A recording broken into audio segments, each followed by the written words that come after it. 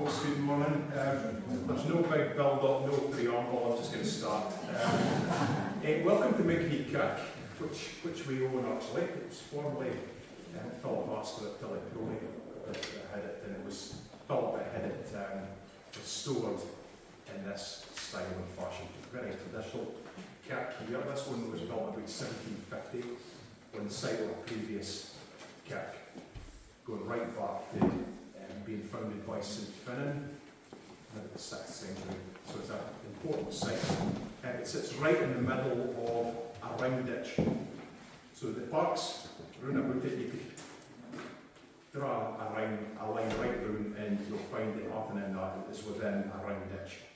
And we've got Professor Gordon Noble of Aberdeen University coming out in a couple of weeks. We have tea today an archaeological dig in the park at the front. And they're wondering whether there might be even burials out with the cemetery. So if you're into archaeology, it's quite exciting. I've got my aim dig out the front there, it's like a dream come true. So it'll be interesting to see if it turns out to that. But it's certainly a very old site. You might have noticed the Pictish steen as you come in, the Migvie stone. That's a class 2 Pictish stone. It's got Pictish symbols and a Christian cross on it, which is recreated on the door. If you have a good look at this garment, Kirk did that and he did this. And beautiful bit of work, very faithfully reproducing what's on the stone, which at the minute the light is such that it's a bit difficult to pick out the details, but that's essentially what's on it.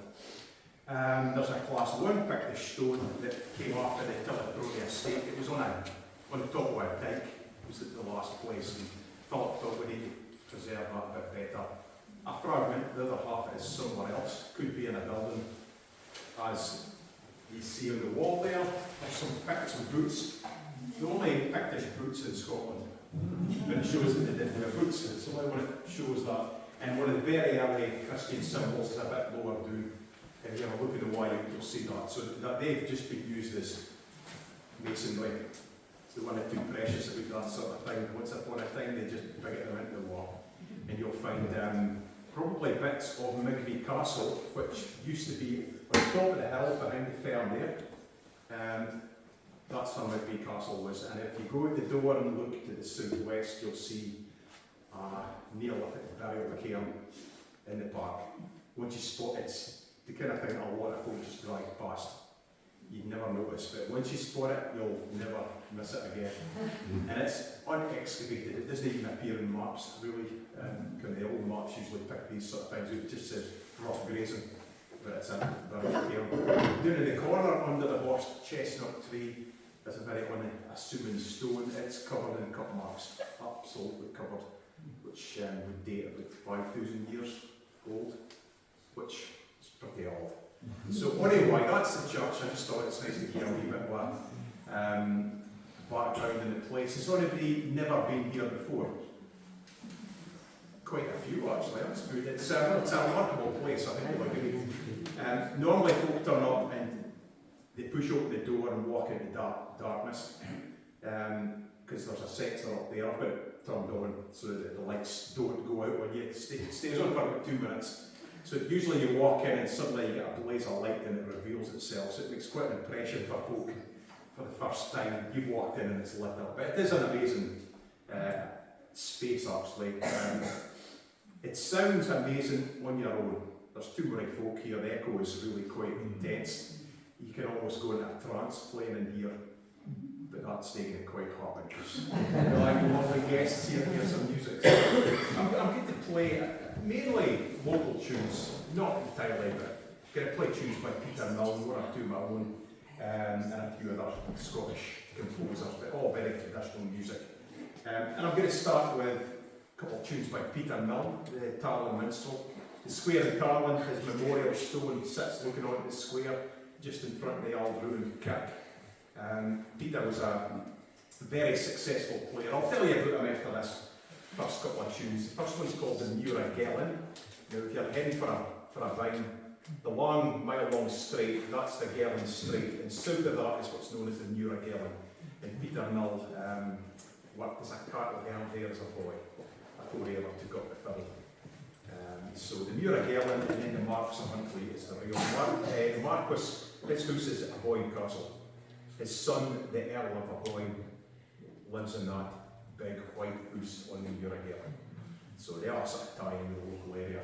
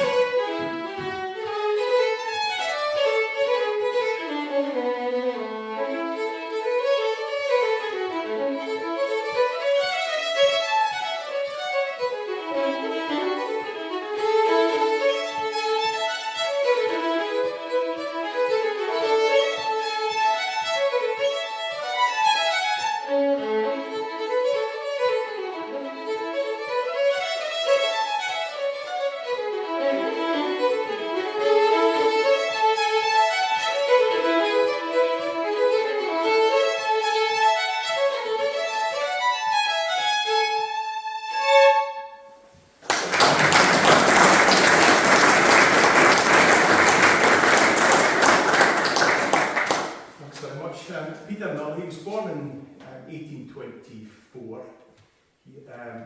Kincarn and Neil actually was where he was born, but his mother come from this area.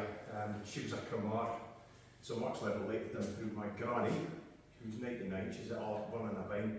She was a Cramar. I thought she married my granda, so quite a local name. The folklore is the original name Cramar was taken by a man called Peter MacDonald, who was a MacDonald of Glencoe.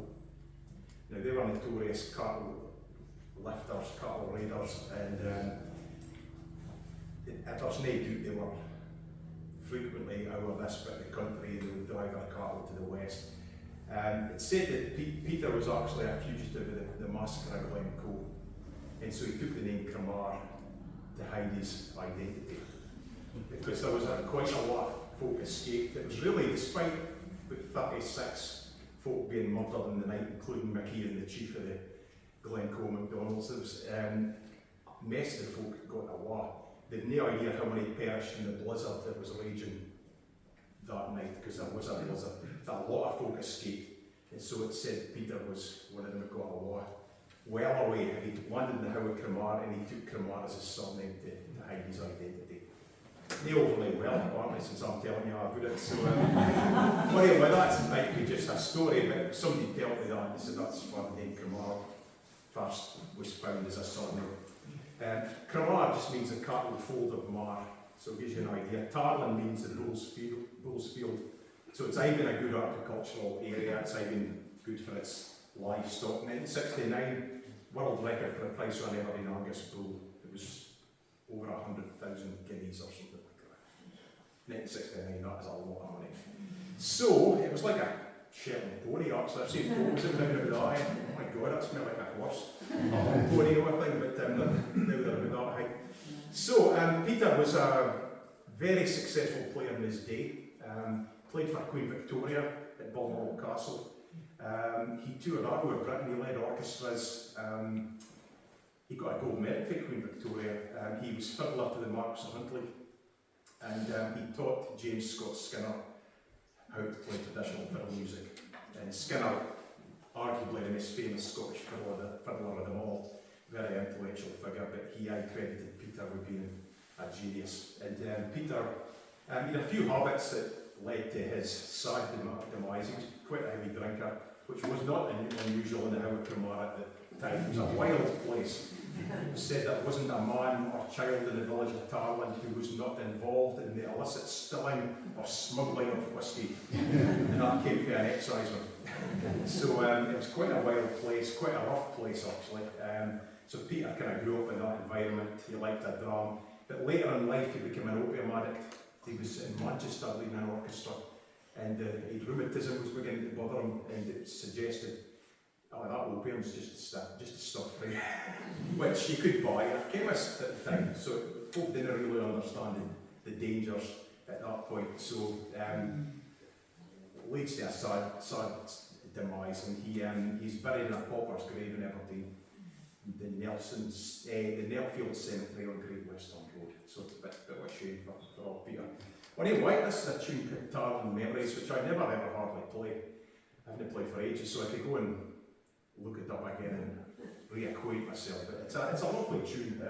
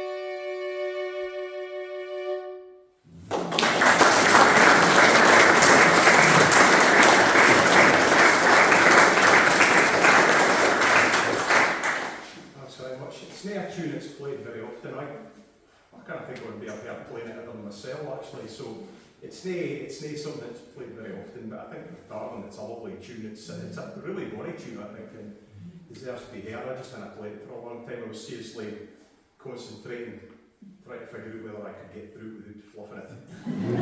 So probably not with that. So I'll play another couple of Peter Milne tunes, because he is a bit of an iconic figure in the Howard Cromar. Very modest upbringing for a start. I mean, in all likelihood, if he hadn't become what was known as an itinerant fiddler, he travelled about making a living with music. I mean, it's a tricky way to make a living at the best of times. It was 10 times more so in the Victorian period. If you were in an orchestra, you had a fixed income, but somebody like Peter had to really work hard to make a living. But you can't really say if you make your hobby your livelihood, you'll never work a day in your life. So it's quite hard, like that. Anyway, so I'm going to play a couple of Peter's tunes. The first one's a slow with Spake. friend James O'Forbes, of course. Forbes is a real local name. You probably ken it better as Forbes or Forbes, depending on your country. Like Forbes magazine. It's real local to this area. Strathdown, that's the seat of the Forbes clan, and it's pronounced Forbes rather than Forbes. So there you go. Yeah, I'm an educationalist as well. So Forbes, James O'Forbes, of course. If you head out Aberdeen Road, it took a turn into the sheepskin tannery. The ruins of Corse Castle are just hanging in the trees there. So there you go, that's Corse. It's not a village, it's a district. It's like Migvie. It's a district, it's an area, there's no settlement of any sort. So James O'Forbes, of course, followed by the Brig of Fuch. Like Ness Rivers, there's a number of the bridges along its length. But this is the one in Barclay, which for the rapids are folk go and watch the salmon louping in the way up when they're coming up the spawn. So the Brig of Fuch, and then John McNeill, which is Peter's best kent tune, easily, I would say. John McNeill was a champion Highland dancer for Edinburgh.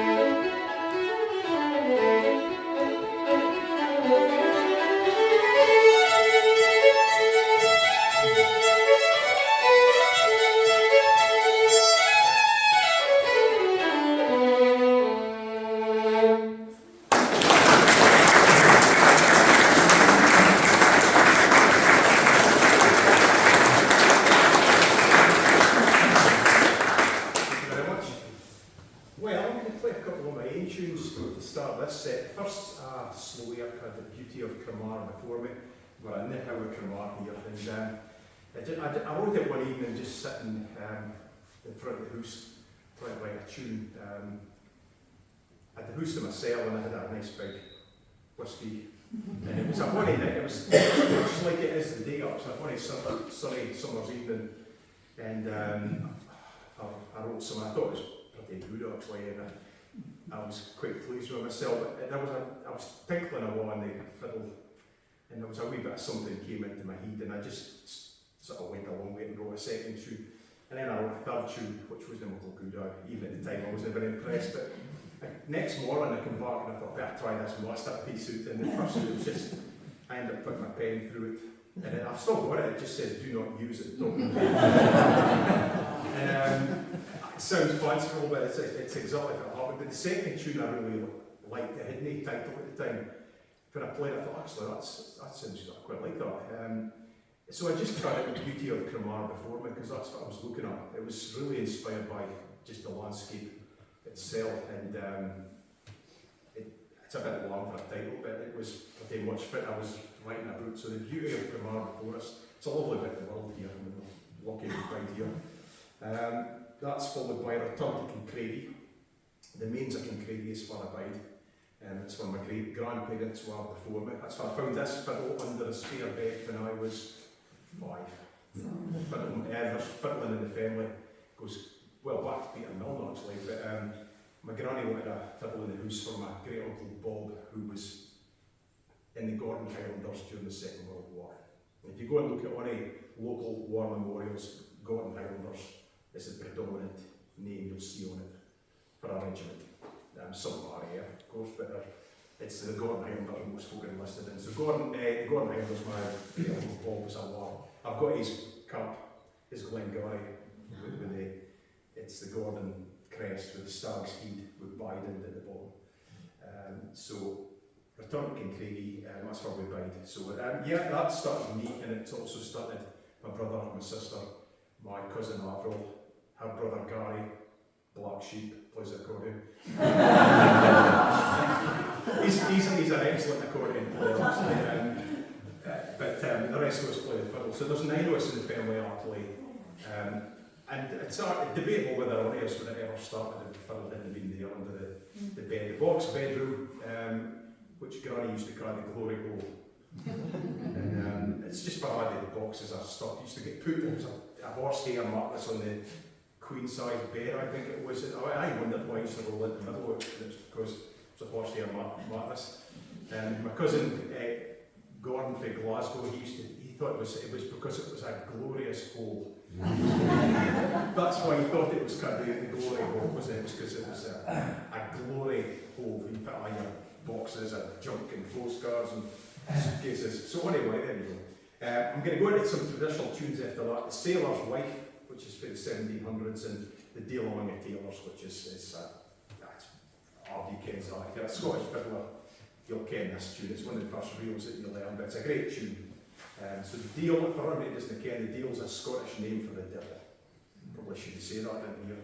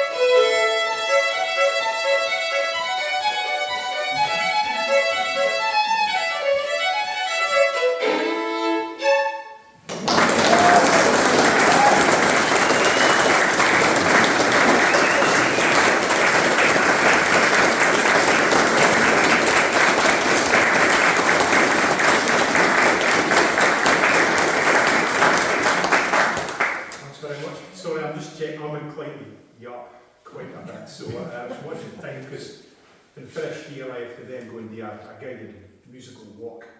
So if I overrun too much, I'm cutting my time at the end, and then I end up getting back and changing it some footwear. So a couple of really old tunes now, very traditional. The first thing is a spade. It's called Athol Bros. Athol Bros. Now bros, do you know what bros is? Some of you certainly will. Some blank looks. Well, bros is something that would have been the staple breakfast diet for most working men in Scotland. It's made of oatmeal. And actually for an awful lot of like ploughmen and farm labourers, they might have got bros for their breakfast, their dinner and their tea 3 times a day. And it sounds like an exaggeration, it actually wasn't. I mean, it's good slow burning fuel, but it's lacking certain vitamins. I think you'll find in that you can it's easy to look back in that period with bothy ballads and nobody in the community working on the land, but it was a tough way of life. You can, if you were a working man, you twice a year you were feed. You arranged a fee with a farmer. They had what were known as feeing markets. So all the working farm labour would go to these markets and they would be looking for a farmer that sounded like they would be okay to work for, ideally. They frequently weren't. And they would make an arrangement, you would get a certain amount of money for a 6-month term. And they had you called arrows, which was like an ear of barley. I think you wore it on your lapel or your bonnet to show that you were available to be hired. And you would take it out, and it would sail with a dram of whiskey usually. And once you had arranged that fee, which was done with a dram and a handshake, you were tied to that firm, and the rules might be quite draconian. So in some cases they didn't allow you to leave the firm for that 6 months. You were fined if you were found out to be courting a lass or going to the pub, things like that. So some of them were kind of real tyrants, hard to work for. And that's why you found things like bothy ballads were being written. So the ploughmen lived in what was known as a bothy, sometimes a charmer. If you were in a charmer, it was essentially much the same thing, but you would be fed in the farmhouse if you were in a charmer. If you were in a proper bothy, you were issued with your oatmeal for a 6-month term and you would have to muck it yourself. So bothy ballads were written in the bothy by the unmarried farm labourers. And it's social history, because quite often about that farmer is a coarse devil. He doesn't feed us right, he doesn't prize his horses are terribly. Told us that the kitchen dame was a beauty, well worth coming to work here because she was so nice. You might find she was a wife in her 60s that didn't need him or get to look twice that. So you found these sort of things turn up in bothy ballads, and so there's social history. Bros is pretty much oatmeal with boiling water, salt and pepper. You mix it in. So it's pretty coarse. It's quite different to eat for porridge. If you make porridge, you would soak your oatmeal overnight. And it's quite a different texture. It's much smoother than it should be. The bros was pretty rock. I mean, I've seen folk put butter in it to help flavour it. And you can add things in to flavour it, but essentially that's what it was. So bros, pretty hard stuff. Athol Bros is whiskey with oatmeal and maybe some honey as well, and that's mixed up. So Athol Bros is a different thing entirely. Famously brewed up by the Earl Mar, who was fermenting rebellion against the new Hanoverian government in 1715. He invited all the Jacobite clans to a great deer hunt on the Braes of Mar. So they are turned up round about for Mar, really to discuss rebellion, which happened. And the River Coich, that's what's known as the punch hole of the Coich. It's now worn right through, so it's a hole. But it was a bowl at one time. The water has since worn it right through. But apparently the Earl of Mar himself brewed up a great big Athol Bros in the punch bowl. You can go and see it. It's a big hole, and it's quite a local thing to go and see. So that's apparently happened. The banner was raised right in the spot where the inn were called Hotel in Braemar now stands. It's closed just now, but there used to be a big brass plaque on the wall that says, on this spot, the 1715 Jacobite rebellion was started. Anyway, that was a good one lead up to get Athol Bros. Dates certainly the early 1700s, so it wouldn't be too long after the period of the rebellion itself, to be honest. And that's followed by another old tune called the Real at Tulloch. Now, there's some debate whether it's Tulloch outside Ballater. Ballater's relatively new. Tulloch was the old settlement, the remains of which are Barcartha Road, a bit to the north of the current road. Or Tulloch in Strathspey, which I think possibly is far it come from, because the Strathspey came from that very area. There was a lot of good musicians, and that's where I feel that it might come from, but there's certainly folk around Ballater thinks it's the Tulloch outside Ballater. But anyway, the story was that an extremely calm night, the congregation, extremely calm wintry morning, frosty, clear but very, very cold, snow on the ground. The congregation were waiting to get into the kirk on Sunday, and the minister hadn't turned up. And so they were all standing trying to keep warm, and folk were kind of starting with their feet a bit, and some of them started capering and dancing. A local lad went home and got his fiddle, and they started playing, and he got so excited up that apparently he improvised the Real Tulloch on the spot. Right about that point, supposedly the minister turned up, and he was furious. Calvinism is quite a stern form of Christianity, and it's fundamentalism. He shook his fist and damned him for being godless sinners dancing in the Lord's Day. There is a saying that why the Calvinists why the Calvinists not have sex standing up? Because it may lead to dancing. So there you go, So anyway, so the Real Tulloch, it's another old tune, a good story. So the Athol Bros, this is actually James Scott Skinner's setting, so it's a wee bit different for the older version.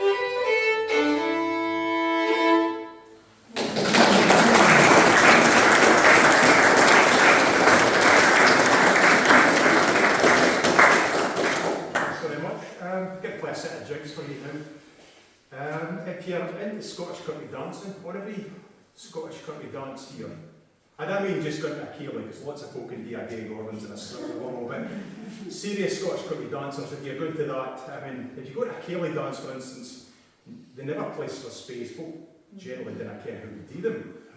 But if you go to Scottish country dances, Strathspeys are a third of the dances.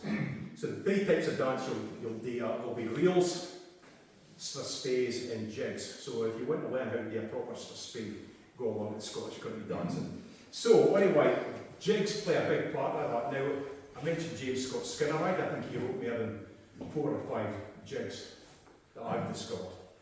They certainly didn't stand out. And that's a man who played for dance, and I'm amazed why he never ever really dabbled too much.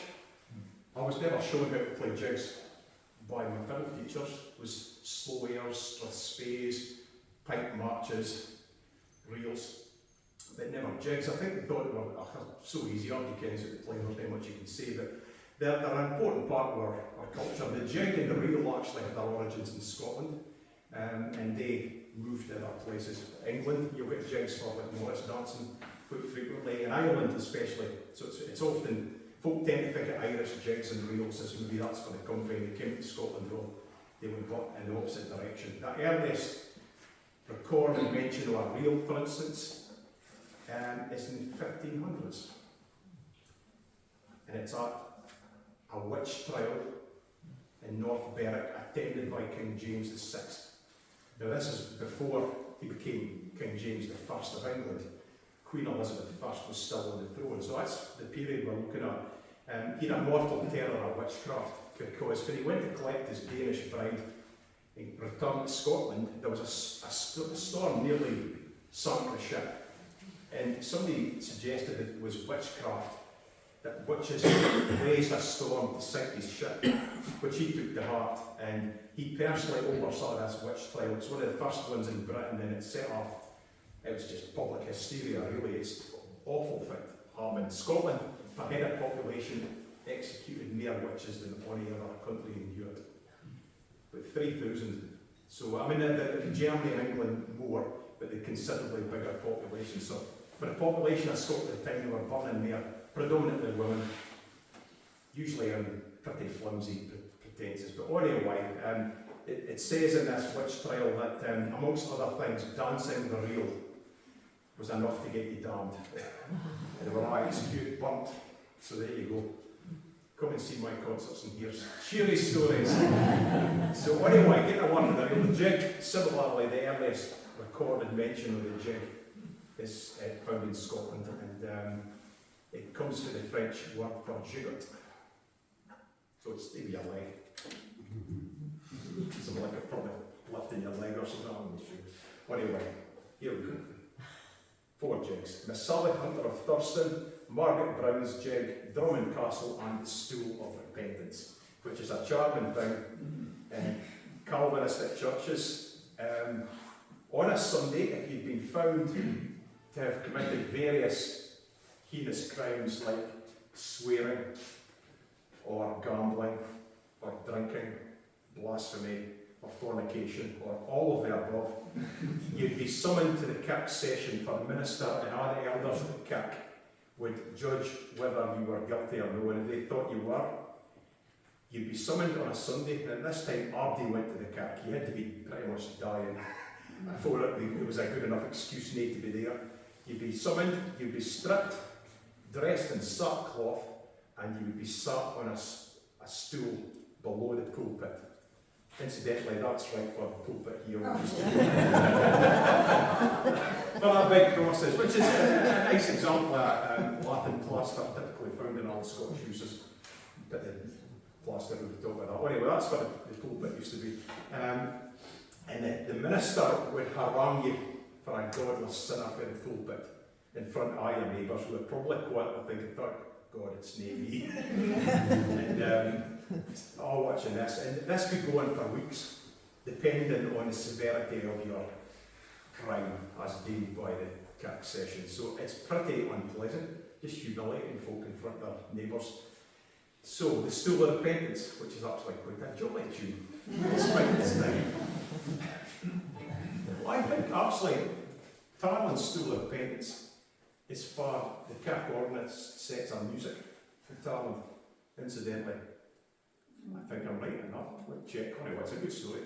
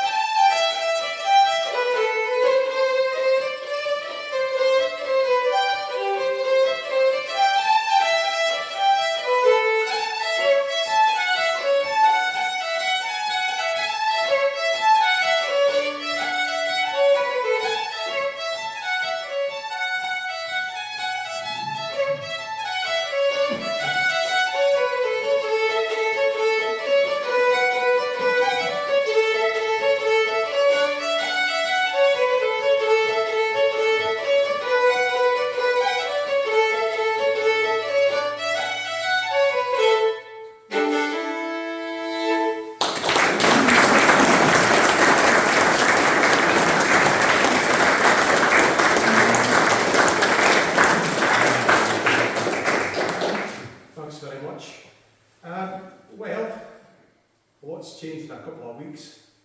A couple of weeks ago, D-side was in the midst of just about the entire world's attention because sadly Queen Elizabeth I in Scotland, I say Queen Elizabeth II, we never had a Queen Elizabeth in Scotland before. She was Queen Elizabeth I here, or just Queen Elizabeth. Queen Elizabeth I was, at the time, I married Queen of Scots. Henry VIII's daughter was Queen Elizabeth I. So in Scotland, it was pre-Union of the Crowns, which was in 1603. So if you're writing this in Scotland, it's Queen Elizabeth I. Sadly, she passed away. I mean, 96 is a good age, but I think folks still were pretty shocked, and she was popular on D-side for obvious reasons, because they come up to Balmoral, and I think I ken folk the uproar about there, and they said that she kent what she was doing. She wanted to be in Balmoral. She kent she was coming up here to pass away, and I have to say you couldn't get a nicer corner. There's lots of lovely bits in the world, but of course I'm going to be a bit precious about the rain bit in the world. So it was a really, I can't really describe what it was like, because I got asked to go and do an interview on a Friday morning, the day after, because I'd taken part in a film about the Queen's relationship to Scotland, and especially Balmoral, because I played Kirk regularly, and so played for her quite a lot, and so it went out on Thursday night, and so next morning the filmmaker, who was Scotland's Sky News reporter, James Matthews, phoned to ask, you're not passing Balmoral, are you? No, I'm trying to avoid it. Like it's a total circus. I just suppose you could come up and do an interview, so I thought I better dress up, so I put my kilt on to be tidy. Didn't want to look like a scruffy devil coming up in my t-shirt and jeans, so I made an effort to dress, and ended up, you could see the BBC you could see them listening to what was being said, and so at the minute we're finished, could we have a word with you? And by the time we got finished, we did about 10 interviews. So I felt a bit strange, because I was dead a really good reason for me to be mouthing off about D-side and the Queen, because I mean, although I played for a lot, I wasn't a Queen's fiddler. I only spoke to her a couple of times, so I mean, I had only limited experience to draw upon, but anyway, I think music was a different angle for the press, because you get a lot of the same thing. I mean, everybody that saw the queue, there's only so much you can ask about how it is to stand in a queue. It's never interesting, but there was a whole week of that pretty much. So I'd never seen anything like that. You can have hundreds of press folk from all over the world, literally all over the world, Canada, Australia, and they all managed to get there. There must have teams in the country actually. But so the following week I wrote a tune, because I write quite a lot, and I write about experiences, places that I kind of respond to. So a lot about landscape and historical things. But for folks again, friends, Charlie, I wrote a tune for Charlie, Rona, the Biden Tarland. So that's kind of stuff I write about. So I mean, it's different for me to write a tune. I wrote a lament for Queen Elizabeth. So I'm going to play that. It's not something I've really played in public yet. So it's on YouTube, but it's different playing it for folks. So I'm not confident enough to play it totally with music, so I'm going to use it as a bit of a guide. So this is the lament for Queen Elizabeth.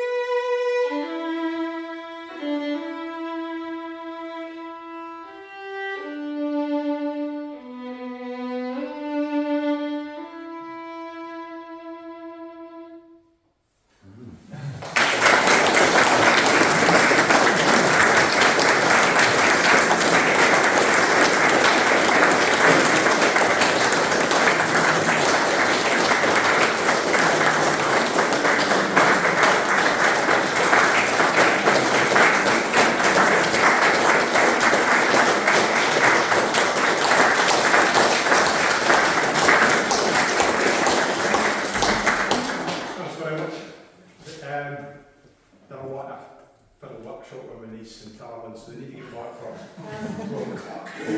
So they got to the workshop, oh, we're going to come out to dinner. So no, you don't miss the workshop. So just, don't worry, just, you can all leave if you like that. We'll play one more piece for you. So thanks very much for coming along. It's nice. This is the best folk that's been in here since COVID started. And when we took it over with great intentions of having a monthly recital. And we just had to kind of stick it in a box and leave it. So we've kind of started getting them going again. We've had a couple, so this was just as part of the festival. So there's a lot on this weekend. I hope you've got time to go and see some of them. I'm going on a guided walk shortly. Some of the tunes I've played will be played again, but a few others for the like. And then there's a session at Evergreen Arms at 5 o'clock in the pub. So if you like beer or whiskey, just a place for you, some live music for local musicians. And I think, unfortunately, the concert tonight is sold out, which is a shame because it's going to be brilliant. Tim Eady and Ross Ainsley. It's like Van Halen and Jimi Hendrix or traditional truly a special thing to go and hear with the band Man Ran, kind of one of the top traditional touring bands just now. It's going to be a fantastic night. So it's sold out, unfortunately. I'm bigging it up and you can't go much about it. But it's certainly worth asking because you can folk say, sorry, can I come? But I think it's come up for sale sometimes. So it's worth asking. If you haven't got a ticket, it's worth getting a look. So anyway, I'm going to finish with a tune called Tarland Gorham, which Tarland Gorham, it's a classic bit of Scottish music. It's a quintessential Highlands of Spain. Nobody cares who wrote it, but it comes from the heart farthest of Spain comes from. Tarland Gorham is a ferm that overlooks the River Spey with the Cairngorm Mountains in the background. You can see Cairngorm, it's just a special place. The ferry says, oh, it's a damn windy over place, actually. But it looks lovely.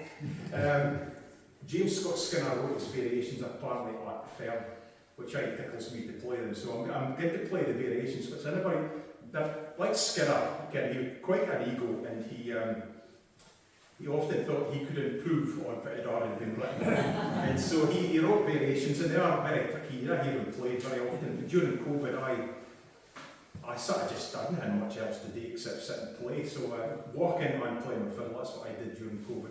So I worked my way through the variations, and you might really like him, but it's just what you're getting. So thanks for coming, and we'll maybe see you later on the day. I'll certainly be about all day. And yeah, this is Tarland Gorham with Skinner's variations.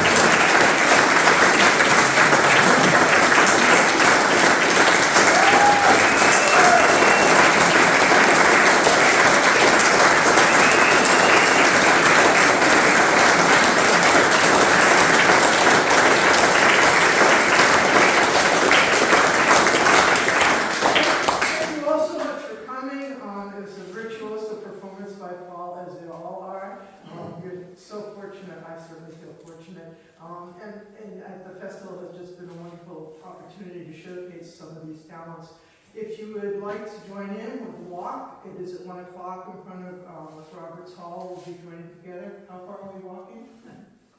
4 miles, 5 miles? 100 miles. No, it's I'll work about 3 to 4. It says 2 hours, but I'm inclined to be okay. Yeah. Lots of space, and there'll be a slow group for those of us who can't keep up with Paul. There are also some CDs for sale. There's various 3 different types, so they're £10 each. You're very welcome to purchase those on your way out. And we hope to see you at the festival down in Tarland this afternoon and tomorrow as well. There's lots going on. One more time, thanks to Paul for his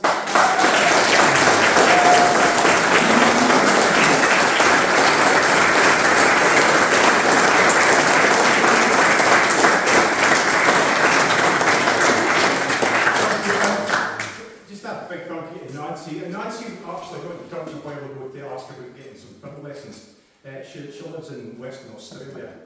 And she's been doing that. We didn't just come to there for me. She was going to be in Scotland and asked whether it would be possible to get a few lessons. So we've been working on some stuff this week. But the idea of the festival was on, and so she just right away has volunteered to help out. So she's been helping rather than been on. So Nancy, thank you very much.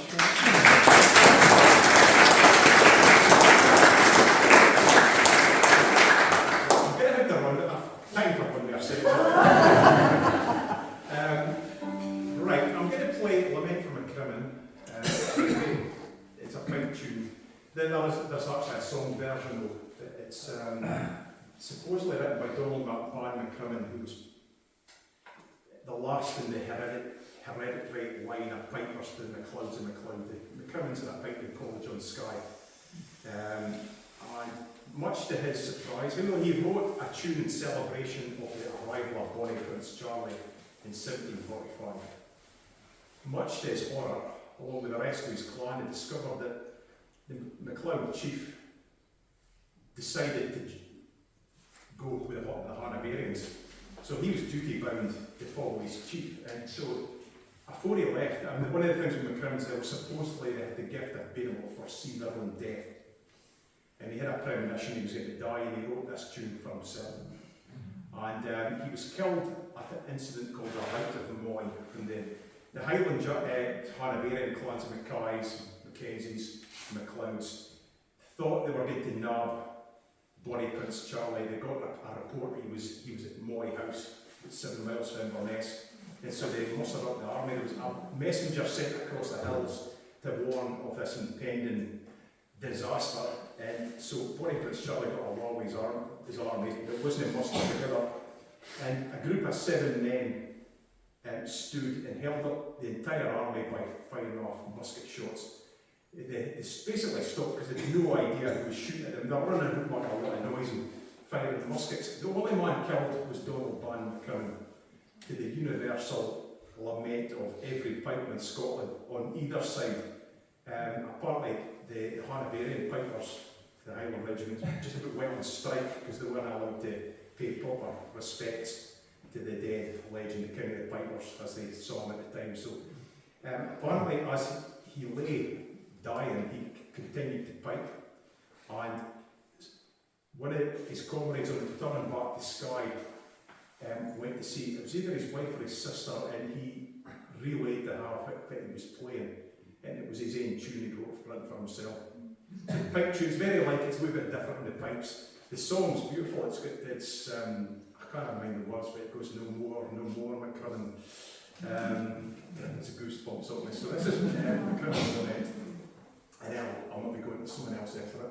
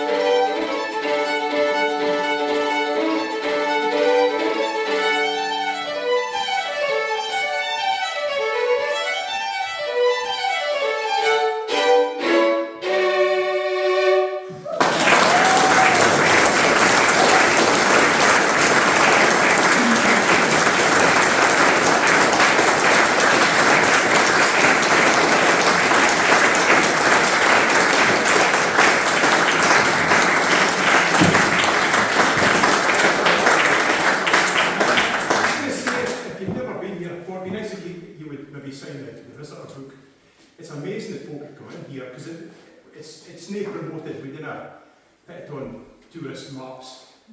We didn't put signs to the place. It's really just the folk that come here are coming looking for it and making an effort. A wee pilgrimage, I suppose, at the end. So it's we get a lot of nice comments, and it's really interesting to hear. If you have a quick look through, you'll see that come from all over the world. We've had Mongolia, Japan, Russia, recently of course.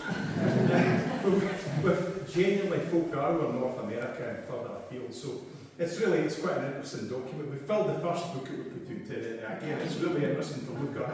We even had one WWF, American Wrestling Champion here.